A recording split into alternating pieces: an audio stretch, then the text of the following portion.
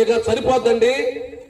ఈ రోజు సంఘము నిర్లక్ష్యంగా ఉంది, సంఘము నిద్రపోతూ ఉంది. అందుకని యేసు ప్రభువు వారు ఉపమానరీతిగా చెప్పాడు. 10 మంది కన్నికల గురించి చెప్పి అందులో 5 కన్నికలు సిద్ధపడి ఉన్నారు, 5 కన్నికలు సిద్ధపాటు లేని స్థితిలో ఉన్నారు. హల్లెలూయా. 5 సిద్ధపడి ఉన్నారు, 5 సిద్ధపాటు లేరు. ఎందుకు సిద్ధపాటు లేరంటే ఆయన ఇంకా ఆలస్యం చేస్తాడని.